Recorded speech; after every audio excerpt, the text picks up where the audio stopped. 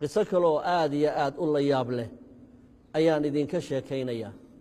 qisadaasi waxay ku saabsan tahay gabadh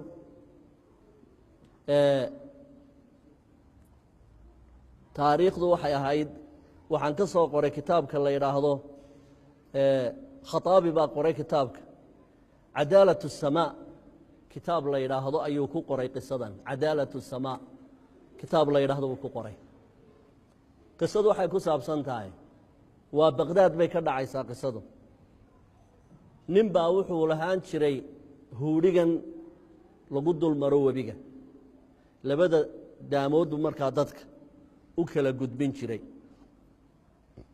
maalin maalmaha ka mid a ayaa gabadh dhallinyaro ah iyo hooyadeed ayaa huudhigii soo raacay oo ay ka karaysteen.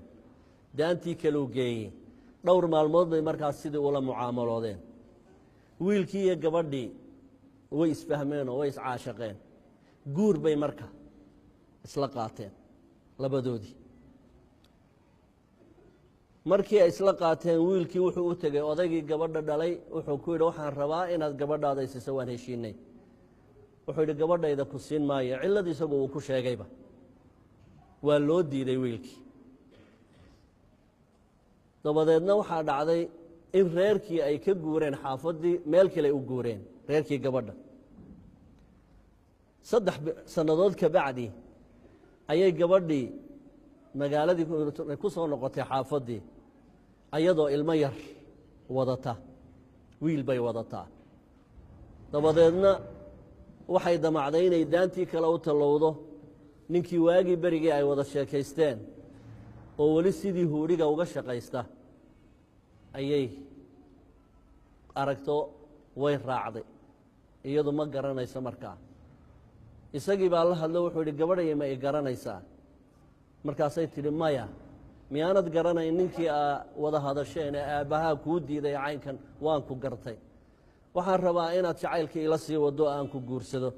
waxay tidhi nasiib darro, waan ka xumahay, waa la i guursaday, ilmahana anigaa dhalay, waa ilmahaygii.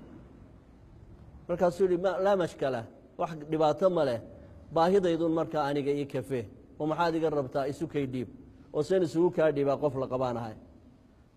jacaylkan kuu qabaa igama hadhayo ilaa aad isu kay dhiibto. waa dan iyo yeelka. xaas baanahay, ilmaan haystaa, nin baan leeyahay. dabadeed ninkii wuu ku qanci waayey.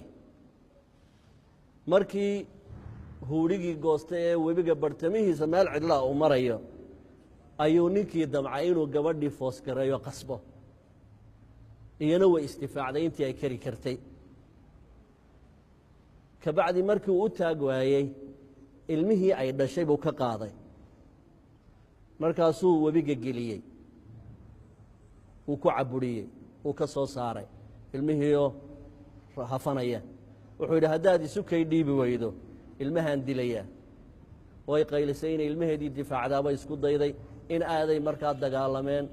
aakhirkii jariimaddii waxay la tagtay inuu ilmihii dilo oo uu biyaha ku hafiyo. ilmihii wuu ka soo saaray isagoo meyda, soo ma aragtid, badduu ku tuuray webigii. haddii aad isu kay dhiibi weydo, adigana waan ku dilayaa.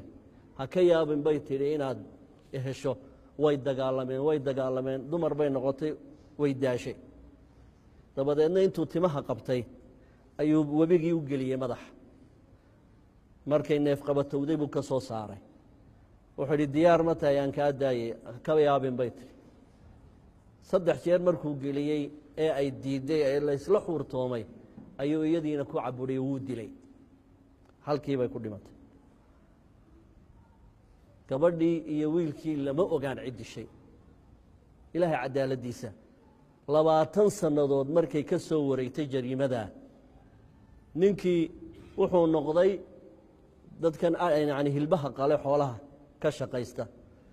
salaada hore ayuu xoolaha qalaa, haragguu ka saaraa, hilbihii buu hagaajistaa. dabadeed intuu soo noqdo ayuu hadhow dadku markay soo toosaan buu hilibka ka iibiyaan. aroomada ka mid markuu soo qalay xoolihii, ayaa wuxuu soo maray meel madow oo sekada dhexdooda ah. wuxuu la kulmay nin dhowr tooriyeed ku dhaceen oo weli sii nool oo dhiigbaxaya. ninkii buu is yidhi badbaadi.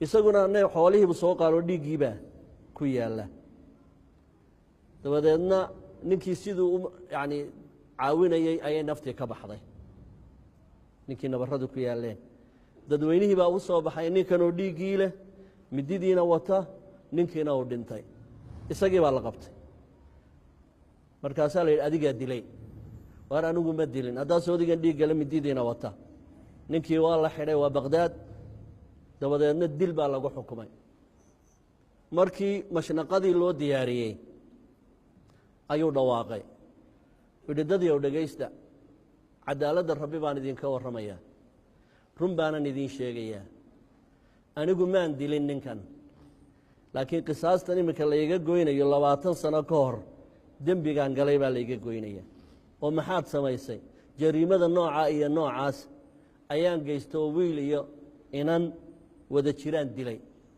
tii baa ilaahay uu iga goynaya marka culimmadu waxay yidhahaan walaa taxsabanna allaha gaafilan cama yacmalu الظaalimuun inamaa yuؤakhiruhum liyowmin tashkhasu fiihi اlabsaar subxaana allah ina allaha yamhal walaa yuhmil ilaahay wuu u kaadiyaa ruuxa laakiin ilaahay ma hilmaamo tabaaraka wa tacaala taasina qisay ahaydoo gabadhaas sida ay u badbaadisay cirdigeedii iyo diinteedii iyo xurmadeedii iyo bal waxaad isbarbar dhigtaan maanta caalamka aynu ku noolahay xataa banaata almuslimaat iyo sida ay rakhiiska u yihiin ee kelmad yaroo keliya haatif looga yeedho ama kelmad telefoon lagala hadlo ay rakhiiska u yihiin iyo sida hablaha mu'minaadka ay u ilaalin jireen cirdigooda xataa hadday naftooda waayayaan